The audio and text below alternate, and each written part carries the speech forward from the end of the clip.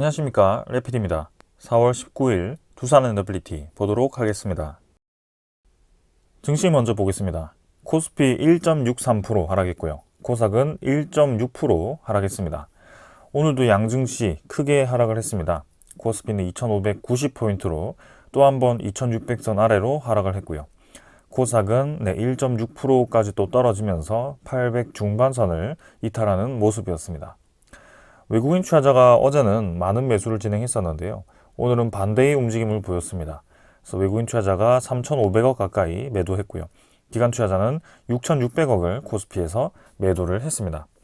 코스닥은 외국인 투자자 3,500억 매도했고요. 기관 투자자가 1,000억 정도 매수를 했습니다. 그래서 오늘은 외국인 투자자 위주로의 매도가 강하게 진행이 되었고, 증시를 누르는 역할을 하였습니다. 기관 투자자는 코스피에서는 좀 많은 매도를 하면서 같이 좀 코스피를 눌린 것 같습니다. 오늘은 해외 증시에 대한 분위기도 좋지 않았습니다. 나스닥도 0.5%, 다우는 보합 수준, 이렇게 거의 하락하는 분위기였고요. 니케이가 2.6%까지 떨어지면서 아시아 증시가 좋지 않은 움직임을 보였습니다. 상해 종합도 0.2%, 0.3% 정도 떨어지는 모습이었고요. 전반적으로 분위기가 좋지 않았습니다. 환율 같은 경우는 크게 움직임은 없었는데요. 1원 정도 올라가면서 1381원이었습니다. 근데 오늘도 장중에 급등을 했다가 이제 떨어졌는데요. 상당히 지금 시장이 불안정한 모습이다라고 생각이 듭니다. 그래서 환율도 고점을 찍고 빠르게 떨어졌지만 어제는 아랫꼬리를 길게 달고 오늘은 윗꼬리를 길게 달면서 이 하루 만에 움직이는 그런 밴드가 굉장히 큰 상황입니다. 그만큼 시장에 지금 어떤 이벤트 하나가 나타났을 때 굉장히 어려운 상황이다. 시장이 심리적으로 요동치고 있는 상황이다라고 보시면 될 것 같습니다. 그래서 좀 이성적이지 않다라고 생각을 하시면 될 것 같고요. 이 움직임에 대해서 우리가 너무 흔들릴 필요가 없다. 그래서 일시적인 움직임일 가능성이 큰데 이게 이제 환율이 고환율인 상황에서 고착화되면 우리나라에 굉장히 부담스럽기 때문에 그런 것들은 좀 이제 우리가 지켜볼 필요가 있다라는 말씀을 드립니다. 자, 그래서 이제 저점을 점점 높이는 그런 추세가 이어지면서 어느 한 방향으로 이제 수렴을 했는데 여기서 이제 환율이 눌러지면서 다시 좀 아래로 떨어지는 기미가 보일지 그런 이 시나리오가 좀 펼쳐져야 되는데요. 그게 첫 번째로는 이제 리스크 관리죠. 지정학적인 리스크가 없어져야 된다. 그리고 두 번째는 금리 인하에 대한 가능성이 높아져야 된다. 근데 오늘은 1번 리스크가 다시 한번 증가를 했습니다. 중동 쪽에서 이란에 재보복을 해버리면서 크게 전면전으로 치닫는 그런 분위기는 아니지만 지금 펀치를 한번 주고받았습니다.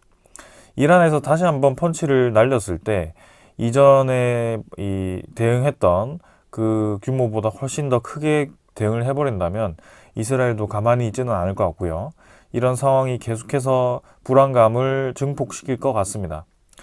아무래도 지금 금리에 대한 분위기가 좋지 않은 상황에서 이 리스크가 계속 부각이 된다면 증시는 계속 불안할 수밖에 없고 환율도 계속 올라갈 수밖에 없습니다.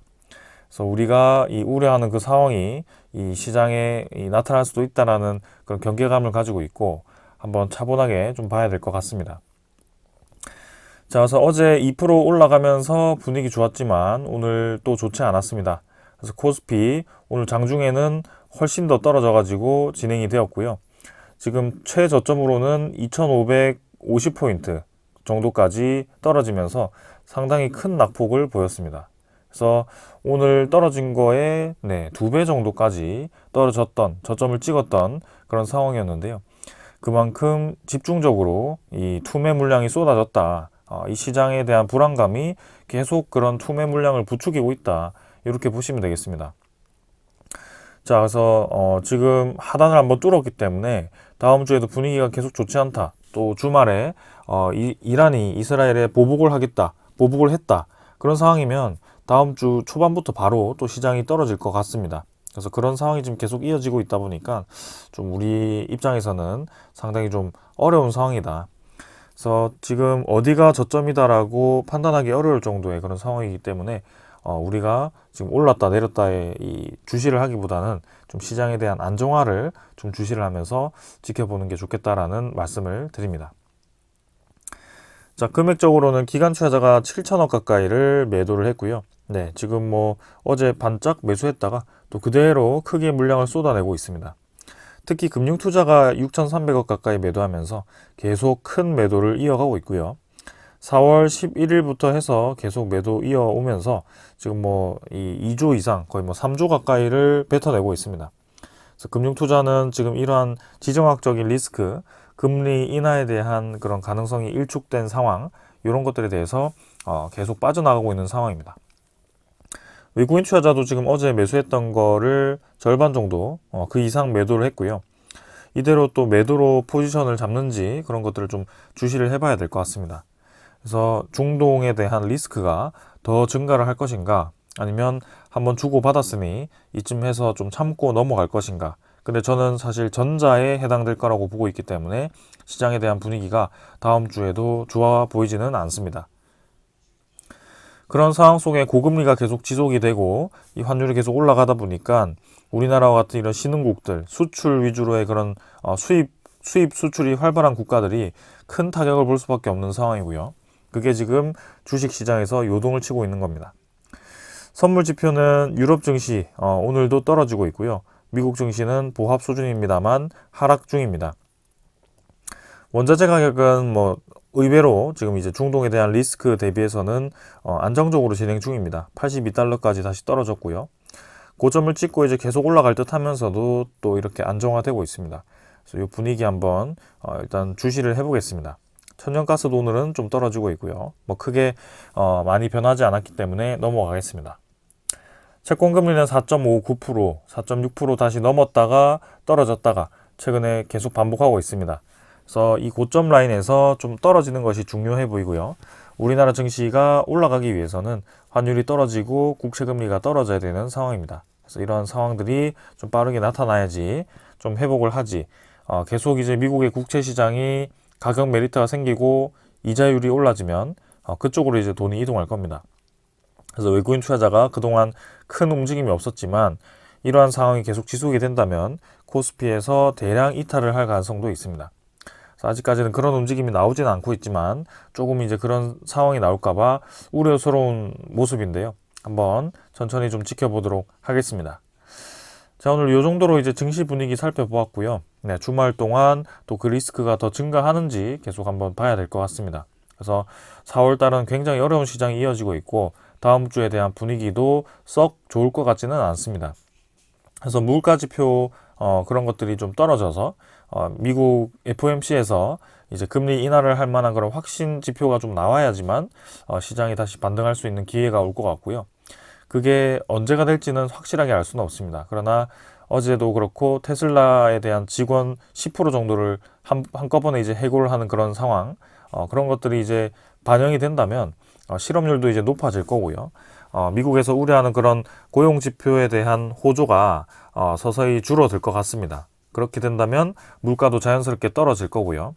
그게 이제 아주 먼 얘기는 아닌 것 같다. 그래서 이러한 리스크는 일시적이라고 생각을 하고 조금 우리가 덤덤하게 지켜볼 필요가 있을 것 같고요. 점점 이제 시장이 시간이 지남에 따라서 좀 회복된다고 생각을 하면서 좀 지켜보도록 하겠습니다. 자, 오늘 여기까지 하고 종목으로 넘어가도록 하겠습니다. 두산에너빌리티 보겠습니다. 210원 하락해서 1.4% 하락했고요. 14,690원으로 마무리되었습니다. 자, 중간에 이제 크게 떨어졌다가 마지막에 반등을 했습니다. 오늘 코스피가 거의 뭐 3% 가까이 떨어졌다가 회복을 하는 모습이었는데요. 굉장히 큰 폭의 하락이었습니다.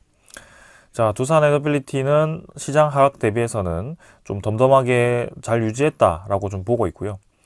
시간 외 거래가 거의 없었습니다. 그래서 거래량 자체도 지금 부족한 상황이었습니다. 오늘도 260만 주 거래되었고요. 전날 반등했던 거 뭐 대부분 반납하지 않고 뭐 적당히 유지를 한 것 같습니다. 그래서 14,700원 정도로 진행이 되었고요. 지금은 지정학적인 리스크, 시장에 대한 불안감으로 사실 지금 주가가 별로 중요해 보이지는 않습니다. 그래서 바닥 라인을 형성하는 게 중요하지만 지금 이게 바닥 라인이 형성되었다라고 보기도 어렵습니다. 왜냐하면 그냥 증시에 대한 분위기가 좋지 않을 때는 떨어지고 좋을 때는 올라가고 이런 상황이 지금 롤러코스터처럼 반복되고 있는 상황이기 때문에 요 지표를 가지고 이 차트를 가지고 100% 이런 상황이다라고 분석하기가 어렵습니다. 그래서 일단 우리가 평소에 이 지켜보던 그 라인이 사실 크게 이탈이 된 상황이 그런 시장에 대한 불안감 때문이었고요. 그게 해결이 되는지 안 되는지를 좀 초점을 두면서 봐야 될 것 같습니다. 그래서 단기간에 해결이 되지 않는다면 추가적인 하락이 나올 수도 있고요. 충분히 나올 수 있습니다. 코스피에 대한 움직임이 지금 그런 상황이고요. 추가로 떨어진다면 뭐 이전 바닥까지도 떨어질 수도 있습니다. 그러나 여기서 만약에 더 이상 그런 이 지정학적인 리스크가 커지지 않고 반등을 한다면 시장의 반등과 함께 생각보다 빠르게 주가를 또 회복할 수도 있습니다. 지금 이제 그런 상황입니다. 그래서 그런 것들을 좀 지켜보면서 천천히 우리도 대응을 하면 될 것 같습니다. 자, 잘 올라가던 주가가 뭐 한 달 만에 또 이렇게 떨어졌다라고 생각할 수도 있겠지만 결국에는 그 떨어진 주가는 또 금방 올라올 수 있다라고 반대로 생각을 한다면 오히려 마음이 편해질 수도 있습니다. 그래서 지금은 우리가 두산 에너빌리티 입장에서 기다리고 있는 그런 주요 소식들이 아직 나오지 않았습니다. 그래서 그 주요 이벤트들이 곧 발표가 될 거기 때문에 4월 달에 사실 그런 11자 전력 수급 개봉 계획이라든지 그런 계획이 발표가 되길 원했지만 그런 것들이 이제 국내 사정이 좀 좋지 않아지면서 불확실해지면서 좀 이제 무뎌졌는데요. 근데 이 체코 원전이라든지 폴란드 원전이라든지 그런 대형 원전 프로젝트들이 6월 이후에 차곡차곡 이제 이 우선 협상자 선정이라든지 본계약에 들어갈 거기 때문에 그런 것들을 좀 생각을 해본다면 우리의 주요 이벤트들이 좀 하반기에 몰려있다라고 볼 수도 있습니다. 자, 그래서 6월 달에 자 어떤 움직임을 보일지 좀 지켜보도록 하고요. 그리고 체코 원전에 대해서도 언급드렸지만 분명히 그냥 단순하게 그냥 느낌으로 될 것 같다, 안 될 것 같다 이게 아니라 지금 분위기를 보았을 때는 이 산업부 장관이 움직이는 그 루트가 조금 의미심장해 보인다. 그래서 그게 이제 어떤 것을 의미할지 그리고 마지막에 승부수를 던졌을 때 통할지 그런 것들을 좀 보면 좋겠습니다. 자, 그래서 일별 거래량은 여전히 부족하고요. 오늘 거래원을 보시면 기관 투자자가 33만 주 매도했고요. 외국인 투자자는 9만 6천 주 매도했습니다. 그래서 기관 투자자가 금융 투자 28만 주 대부분 매도했고요. 나머지 뭐 보험 투신도 같이 매도를 했지만 크게 매도를 하지는 않았습니다. 연기금 투자자는 5만 주 정도 매수를 했고요. 어제에 이어서 오늘도 오히려 이제 매수를 했습니다. 그래서 그동안 매도를 좀 잡던 그런 포지션에서 매수를 하기 시작했다는 점에서 조금 눈에 띄고요.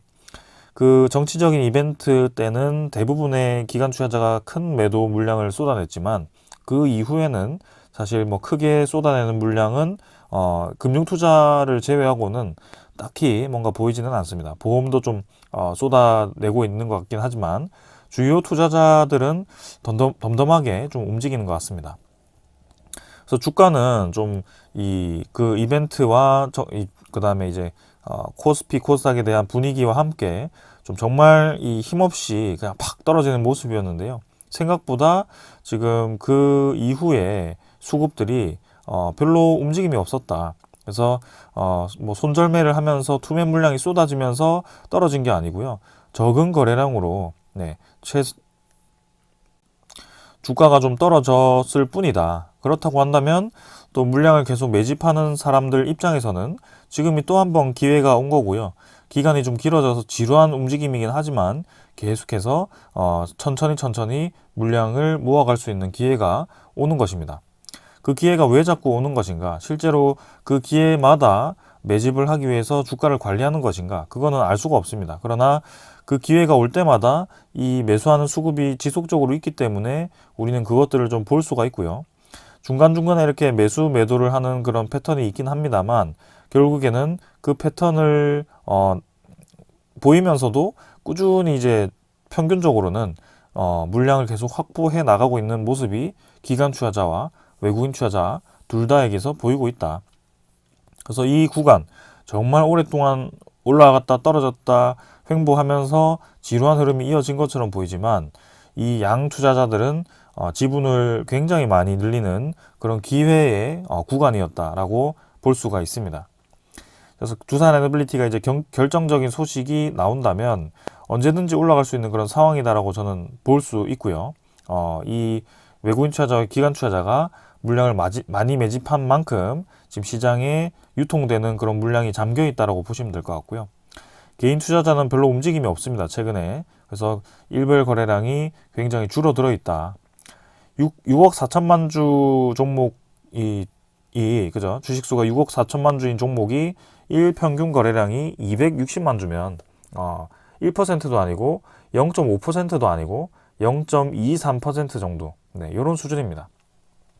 거래가 거의 없다는 뜻이죠. 네, 그래서 정말 이 물량이 많이 매집되어서 물량이 잠겨 있다면 이런 상황이 나타날 수도 있다라고 저는 봅니다.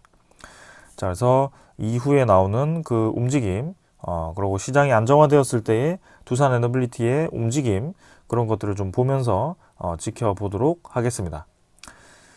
자, 그 다음 이제 다 확인해봤고 공매도 잔고 한번 살펴보도록 하겠습니다. 공매도 잔고도 크게 움직임은 없습니다. 그래서 한 550만 주 정도, 540만 주 정도 이 수준에서 유지를 하고 있고요.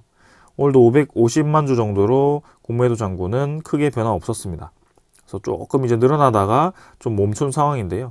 이 늘어난 공매도 잔고가 움직이면 한번 나올 것인가? MSCI 리밸런싱이 이제 다음 달에 있는데 그 리밸런싱쯤 해서 움직임이 나올 것인가? 혹은 6월 달에 이제 공매도 금지가 마무리가 되고 풀리기 때문에 그 공매도 금지가 풀렸을 때 또 어떤 움직임이 나올 것인가? 그런 것들을 좀 살펴보도록 하겠습니다. 그래서 지금도 공매도의 대부분의 물량은 모건 스탠리가 이제 가지고 있는데요. 그 모건 스탠리가 지금 적극적으로 매수를 한다든지 매도를 한다든지 그런 움직임이 나오지 않고 있습니다. 그래서 오늘도 신한증권이 대부분의 매도 물량을 차지를 했고요. 하루에는 매도했다가 하루에는 매수했다가 계속 방향성 없이 왔다 갔다 하고 있습니다. 모건서울과 JP모건도 마찬가지고요. 하루에는 매도에 잡혔다가 하루에는 매수에 잡혔다가 좀 이렇게 왔다 갔다 하고 있기 때문에 지금은 큰 의미가 없어 보입니다.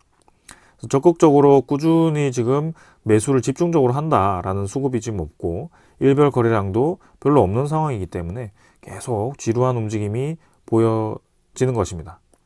자, 그러나 지금 이제 당일 물량을 보시면 92,000주 매도에서 55만 주 플러스로 전환이 되었습니다. 그래서 최근에 외국인 투자자가 두산 에너빌리티의 매수를 좀 뜸하게 진행을 하다가 자, 다시 이렇게 매수를 하기 시작하는데요. 오늘은 특히 또 마지막에 매수를 이렇게 진행해 주면서 17.9% 두산 에너빌리티의 또 비중을 다시 늘려가는 방향으로 진행 중입니다. 특히 오늘은 이 코스피 전체가 떨어졌고요. 떨어졌기도 했고 전체 이 외국인 투자자라든지 기관 투자자가 합쳐서 1조 가까이를 매도했던 그날인데 그럼에도 불구하고 외국인 투자자가 두산 에너빌리티를 55만 주까지 매수를 했다는 것은 의미가 있어 보입니다. 그래서 최근에 이 떨어지는 주가, 불확실한 시장 상황 속에서도 외국인 투자자가 두산 에너빌리티를 계속 모아가는 이유가 무엇일까? 요거를 이제 좀 고민을 해볼 수가 있고요. 삼성전자라든지 SK 하이닉스처럼 반도체 이 시장이 아주 가시화되어서 정말 큰 성장이 바로 앞에 보인다. 혹은 아니면 이 배당 금액이 커서 내가 이 주식을 가지고 있을 때 배당에 대한 이익이 나타날 것이다.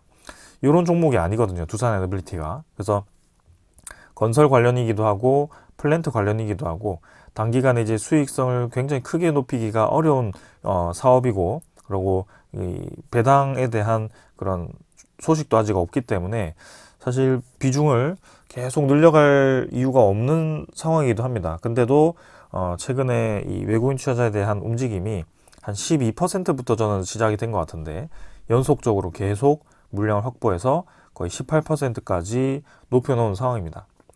이런 움직임이 자 MSCI 리밸런싱까지 또 이어질 것인가 그런 것들을 한번 볼 거고요. 네, 이 움직임이 이어진다면 과연 보유를 어디까지 늘릴 것인가 그리고 이렇게 늘리는 이유가 무엇일까가 저는 나올 거라고 보고 있습니다. 그게 결국에는 두산에 대한 사업성이 좋아지고 있다라고 장기적으로 보는 것 같고요. 저희가 바라보는 방향과 동일하기 때문이 아닐까라는 생각을 하고 있습니다. 자, 그러고 아까 확인하지 못했던 대차장고도 같이 한번 보겠습니다. 대차장고는 체결이 76만 주, 상환이 88만 주였고요. 전날도 67만 주 정도 상환이 되면서 이틀 연속 상환이 또 크게 되었습니다. 그래서 2,460만 주로 대차장고가 또 늘어나다가 줄기 시작했고요. 네, 최근에는 계속 이 대차장고도 늘어났다가 줄었다가를 반복을 하고 있습니다. 자, 그래서 바짝 늘어났던 게 또 줄어들면서 또 평소 수준까지 떨어졌고요. 네, 뭐 크게 우리가 의미 부여할 만한 사항은 아닙니다. 자, 그래서 대차장고까지 확인을 했습니다. 지금 뭐 크게 특별하게 눈에 띄는 상황은 없고요. 외국인 투자자는 꾸준히 매수를 해가고 있고, 연기금 투자자도 다시 매수를 시작했고, 금융투자 위주로 좀 크게 매도가 연속적으로 쏟아지는데, 그건 전체적인 시장에 대한 분위기 때문이고, 그런 불확실한 시장이 조금 지금 리스크가 있지만, 그 리스크가 넘어가고 나면 우리가 기다리고 있는 그런 대형 프로젝트들이 발표가 되는 그런 시기가 올 것 같고, 그래서 지금 당장에서 우리가 투자를 포기할 이유는 전혀 없다. 그리고 이 시장 상황 속에 이 두산에너빌리티 주가만 집착할 필요도 없다. 그래서 천천히 좀 시장을 파악을 하면서 전체적인 분위기를 좀 살펴보자라는 말씀을 드리겠습니다. 자, 이 정도로 이제 보고 네, 오늘 가져온 소식들 전해드리도록 하겠습니다. 먼저 전해드릴 소식은요. 자, 대통령실에서 네, 이 정치적 이벤트 이후에 루마니아 대통령과 이제 만나기로 했습니다. 4월 22일에서 25일까지 공식 방한을 해서 루마니아 대통령이 한국으로 온다라고 하는 거고요. 그래서 방산과 원전 등 전략적인 협력 방안을 논의를 한다라고 합니다. 특히 루마니아는 지금 동유럽 국가고 러시아에 대한 위협으로부터 좀 이 자국의 방어력을 높이기 위해서 우리나라의 방산에 대한 구매를 굉장히 크게 하고 있는 국가 중에 하나입니다. 그리고 원자력 발전에 대한 비중도 크고 실제로 이제 원자력 발전을 신규 건설하기 위해서 웨스팅하우스와 그다음에 우리나라와 일본과 이렇게 협력을 하고 있는 국가입니다. 자, 그러한 상황 속에 이제 우리나라를 20일, 25일까지 이렇게 4일 정도 방한을 하면서 또 이제 관련된 논의를 할 것 같고요. 원자력 발전에 대해서 이제 어떤 논의를 할지가 또 이제 기대가 됩니다. 최근에 우리나라가 루마니아에 직접적으로 참여하고 있는 프로젝트는 첫 번째는 한수원이 추진하고 있는 삼중수소 제거 설비고요. 그건 두산에너빌리티와는 관련이 없습니다. 그 다음 두 번째는 이탈리아와 캐나다와 함께 컨소시엄을 구성해서 1조 원 가까이를 이제 한수원이 계약을 하는 그런 이 프로젝트가 하나 있고요. 거기 이제 두산에너빌리티도 같이 참여를 하게 되었습니다. 그래서 연내에 이제 계약을 실시할 거라고 예측을 하고 있고, 거의 뭐 우선 협상자 대상이 되었기 때문에 이 계약은 따놓은 것과 다름없습니다. 세 번째는 이제 루마니아 SMR인데요. 뉴스케일 파워 모델이 들어가게 되는데 거기에 두산에너빌리티의 주기가 들어갈 것 같고, 웨스팅하우스가 아니고 미국과 일본, 한국이 각각 이제 투자를 해서 그 프로젝트를 성공적으로 추진하기 위한 노력을 하고 있습니다. 자, 그렇게 여러 가지로 지금 진행이 되다 보니까 또 그 관련한 이 추진 소식이 들려올 것인가, 혹은 또 다른 신규 원전 건설에 대한 또 소식이 있을 것인가, 그런 것들을 좀 지켜보겠습니다. 자, 그 다음은 웨스팅하우스가 주도하고 있는 폴란드 원전에 대한 사업비가 윤곽이 나왔는데요. 50조 플러스 알파라고 합니다. 정말 비싸죠. 그래서 웨스팅하우스가 지금 정부 차원에서의 건설하고 있는 1차 프로젝트가 우선적으로는 이제 3기가 건설될 예정인데 전체적으로는 총 6기에 대한 프로젝트입니다. 그래서 그 총 6기에 대한 비용을 선정을 한 것 같은데요. 일단 6기라고 하더라도 하나에 지금 8조 이상입니다. 굉장히 비싸다고 볼 수가 있고요. 우리나라는 신한울 3, 4, 5기를 6조 5천억 정도 그 아래로도 지금 건설을 하고 있는 그런 상황입니다. 그만큼 우리나라에 대한 제조 경쟁력이 굉장히 높다. 그래서 우리나라가 2개 지으면 이 웨스팅하우스 2개 지으면 3개, 3조 가까이가 차이 나는 그런 상황이고요. 이 3조 원이면 뭐 엄청나게 큰 차이입니다. 자, 그래서 폴란드 신규 원전 사업비가 51조 원으로 지금 추정이 되면서 금융 자문가와 지금 그 비용 마련에 대해서 논의를 하고 있는데 비용이 너무 크다 보니까 이 프로젝트가 당초 일정보다 지연될 가능성도 있다. 뭐 이런 얘기가 좀 나오고 있습니다. 사실 첫 번째 프로젝트가 지연이 된다면 우리나라 입장에서는 좀 좋지 않습니다. 네, 퐁트누프 원전에 대한 계약이 아직 진행되지 않은 상황 속에 퐁트누프 원전도 지금 1400메가와트급 2기에서 4기까지 건설하는 프로젝트다 보니까 그것도 이제 돈이 좀 꽤 들어갈 텐데요. 이 폴란드 1차 측이 좀 이렇게 크게 비싸게 들어간다면 좀 이제 예산 입장에서는 좀 힘들 수 있겠다. 그래서 이런 것들을 좀 예의주시해서 봐야 될 것 같습니다.